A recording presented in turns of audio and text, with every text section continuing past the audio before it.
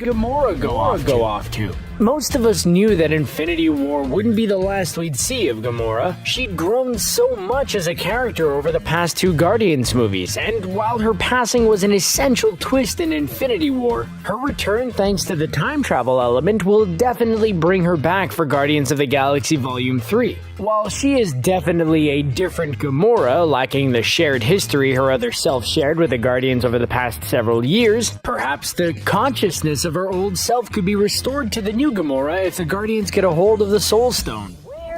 Where did Loki take the Tesseract? Look, Loki is a fan favorite. The god of mischief is good for a laugh and a great antagonist for the Avengers to face. So while we're super happy he's back, we have to wonder what this Loki will do with the Tesseract in hand. We have to assume he'll come back to haunt Thor at some point in the movies, but this was also likely a ploy to bring Loki back for his upcoming Disney Plus show. While not much is known about Loki's series, which will launch on Disney's streaming service, we do know that it will likely feature the Asgardian trickster as he impacts and tampers with humans throughout history. Sounds pretty fun. Now, if only we knew of his first stop. Title of Captain America take Sam Wilson, and how will Bucky fit into his story? While some fans have hoped Bucky would get the title, it seems like both Steve and Bucky think Sam Wilson is truly worthy to be the next Captain America. And based on some recent statements by the Russo brothers, the old man version of Captain America had informed Bucky of his intentions to bestow the honor on Sam sometime shortly before they find him on the bench after Tony Stark's funeral. That's why Bucky had such a knowing glance leading up to this moment. Whether you were Team Sam or Team Bucky, you'll get the chance to see both characters team up long-term in the forthcoming Disney Plus series, Falcon and the Winter Soldier.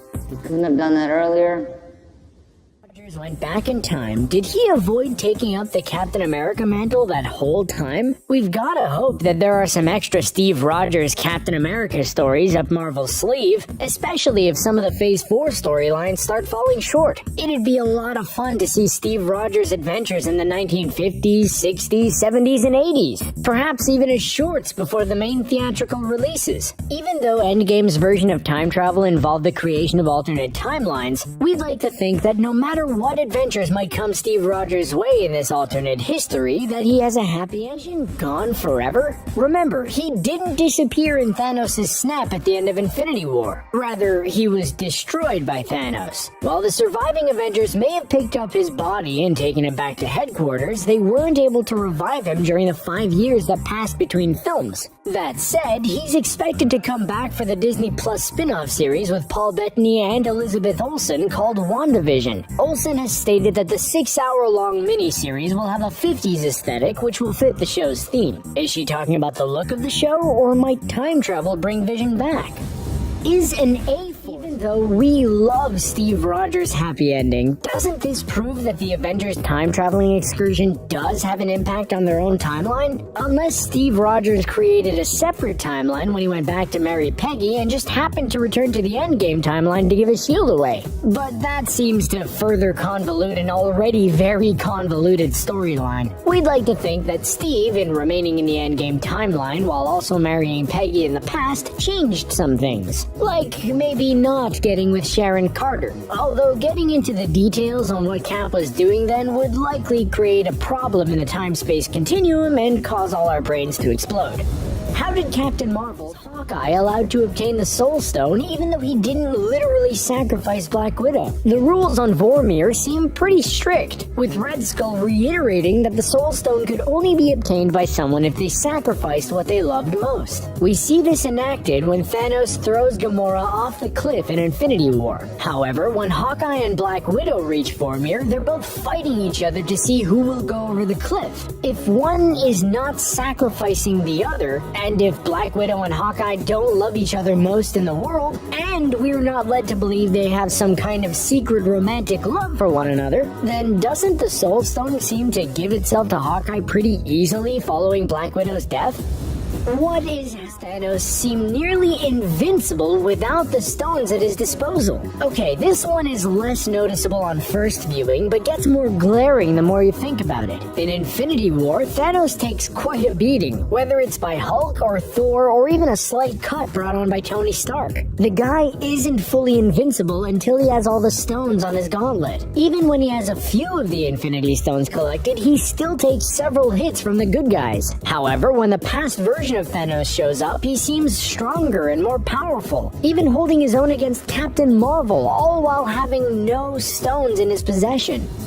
How did this awkward note, did Captain America have to give the Aether back to Jane Foster? He said he would return the Aether to its original timeline once they were done using it. And if so, he'd need to inflict it back upon Jane Foster back during the events of Thor the Dark World. Look, the stones are not cut and dry, easy materials to deal with, and getting into contact with one does not bode well for the fates of you or your friends. So, if Jane didn't want to be involved in this whole dark magic infestation, she probably should have stayed away from Thor in the first place. Was this whatever happened to Peggy Carter's husband from the original timeline? Here's one we touched on a bit before. If Captain America went back in time and married his sweetheart Peggy Carter, he changed a few things. Most of all, he robbed Peggy Carter's original husband of the chance to marry her. That said, a documentary from Captain America the Winter Soldier told us that Peggy Carter eventually moved on, marrying a guy that was previously rescued from Hydra's clutches by Captain America. Beyond that, we were never given an identity to the man. So perhaps it was always Steve Rogers, and Peggy just hid that info from the public. That would tie things up nicely for the Rogers-Carter storyline. How does Captain Steve age? Sure, he was finally able to live as full of a normal life as possible thanks to time travel. But if he could withstand all those hits from Thanos, his superpowered blood under the influence of the serum coursing through his veins should have kept him from aging like a normal human. Speaking of aging, how did the quantum realm keep Scott Lang from aging if Michelle Pfeiffer's Janet Van Dyne aged as normal during her decades-long stay inside? Marvel's been pretty good about plot holes considering they jumped to more timelines than a murderous robot played by Arnold Schwarzenegger, so we guess we'll have to let some plot holes slide. Was the mouse cameo? How did Pepper become a professional warrior in her rescue armor? Look, we all saw Pepper get some combat time in Iron Man 3, but since then she's been mostly relegated to cameos. While we have no idea about what type of training she's undergone off screen, most of our attention has been devoted to her famous spouse. It was nice to see Gwyneth Paltrow get some action in the rescue armor, and maybe this means we'll see more of Pepper Potts in the future of the MCU. While we didn't get to see her train, she did have a whole 5 years to improve her fighting skills during Endgame's time jump, so who really knows? How did Marvel fit into the next phase of films? Also, where was she for most of this movie? We understand that the Russo brothers wanted to keep this movie focused on the legacy characters who have served as the leads in previous MCU phases. But where will Captain Marvel take the future entries in this saga? We know she's one of the most powerful beings in the universe. Kevin Feige said as much before her standalone film came out. But in order to keep things interesting, the MCU creative team will need to keep finding weaknesses for Captain Marvel to overcome. And the best weaknesses for most invulnerable superheroes come in the form of the people and places they need to protect. Is Cap's cameo a reference to Disney? One of the more convenient but humorous moments in the film came from a plot device that freed Scott Lang from his confinement in the quantum realm. At the end of Ant-Man and the Wasp, Scott was trapped in the quantum realm since everyone else who knew of his whereabouts were ashed away by Thanos' Infinity War snap. After 5 years inside the quantum realm, a mouse wandered over the controls in the van and freed Lang from confinement. We'd like to think that the appearance of a mouse is a nod to Mickey and Disney, the parent company that allowed these Marvel movies to be made with their level of quality and execution in the first place. Will the remaining Captain Marvel find Tony Stark adrift at the start of the film? As we all remember from the end of Infinity War, Tony and Nebula were the only survivors on Titan. They took the Guardian ship and were adrift in space for quite some time before running out of resources. Luckily, Carol Danvers happened upon the ship before Tony totally kicked the bucket. While we're given no inkling as to why Danvers was able to locate them, let's consider the fact that the fight with Thanos was on such an epic scale and that his use of the gauntlet triggered triggered an energy blast that compelled Captain Marvel to investigate. She found the planet empty, but was able to locate the nearest ship, and voila! She finds Tony and Nebula.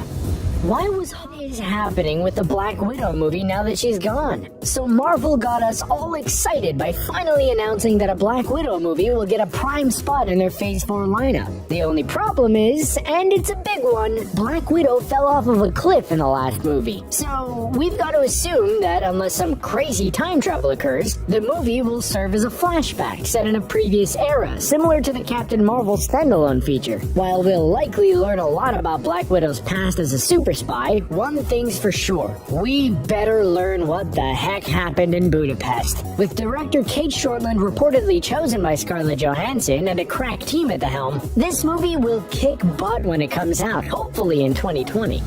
Why does Thanos seem sure? We wanted an end credit scene or even a mid-credit scene, but there was no scene featuring any characters from the movie. No teaser for Spider-Man Far From Home, and definitely no sequence linking this film to any forthcoming Fantastic Four or X-Men MCU tale. There was, however, that mysterious noise. But what exactly was that noise after the end credits? And why was it placed there? Some have suggested that this is in fact sound taken from the original 2008 Iron Man movie when Tony Stark first built his armor. If this is the case, it's a heartfelt look backward before the MCU jumps into the future with the next batch of films.